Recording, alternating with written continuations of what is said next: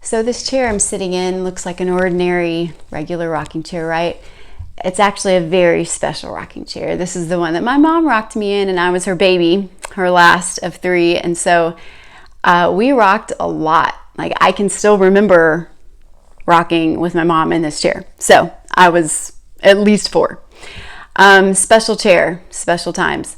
And I thought it would be the perfect backdrop to talk about our miscarriages. And so we had 4 miscarriages, and we had 2 kids, have 2 kids, and no problems. Getting pregnant, pregnancies were great, deliveries great, relatively speaking. And then after that, we'd get pregnant and just wouldn't take. Had tests done, there wasn't really anything that was conclusive that they were like, oh yes, that must be it. First one we had was a complete and total shocker. This one was 12 weeks into it. Yeah, I heavily relied on my faith during that time. We get pregnant again, and I just feel like, okay, like that was hard, but this is our chance again. And there was a doubt, like it could go wrong again, but I felt like if God has a hand in this, we're going to be so blessed, right? But I remember having this moment at that second miscarriage, and it was, I'm not doing all that exhausting, where's God and all this stuff again. I cannot handle this again. Like, cannot handle that level of emotion, and like putting God in this equation, it just makes it too much. We have our 3rd miscarriage. Once again, just like, damn, that's just life. 1 in 3 pregnancies will end up in a miscarriage. 1 in 3. Why should I be an exception? What makes me more special than somebody else? I have 2 kids. Like, some people don't even get that. It's just science. It's biological. It has nothing to do with whether or not God made this, whether or not God exists. Just no, I can't.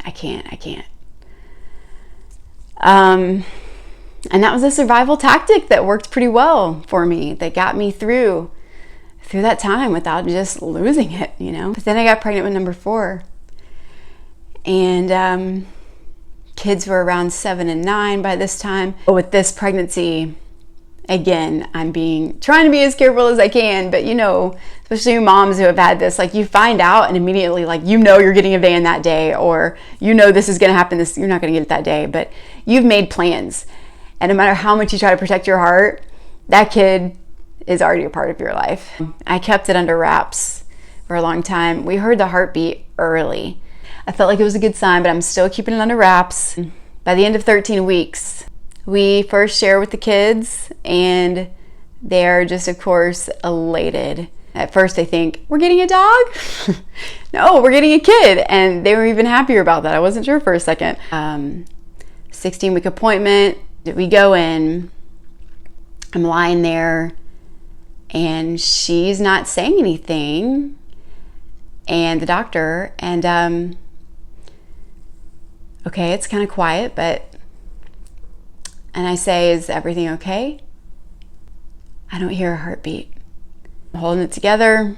She's like, you okay? I'm like, yep. What's the next thing? She says, okay, we need to schedule your D&C. And like, okay. And at that point, I broke. I know that my kids are going to face disappointment in the world and have hurts, but I did not want to be the one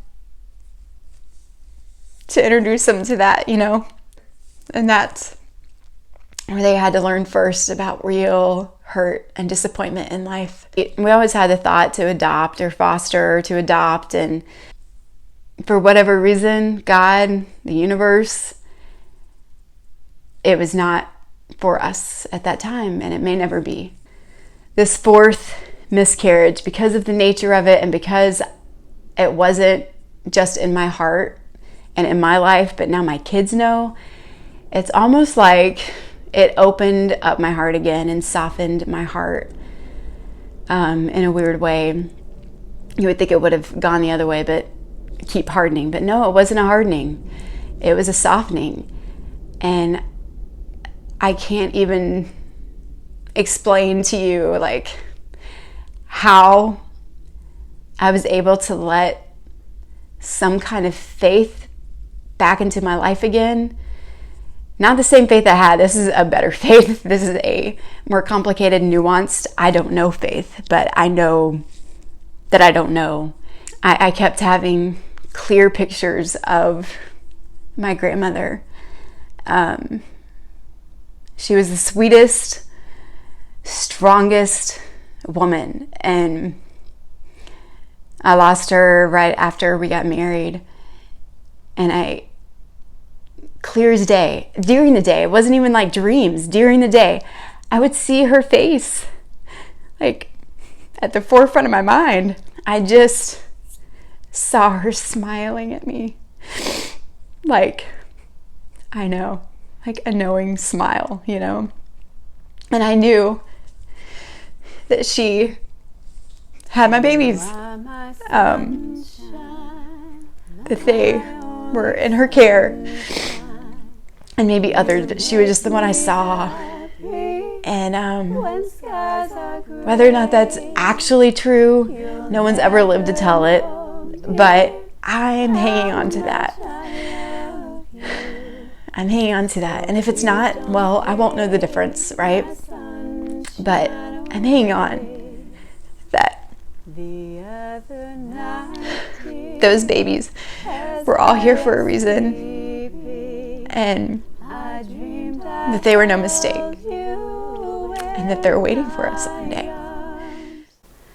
But when I woke up, I was mistaken, and so I hung my head and cried.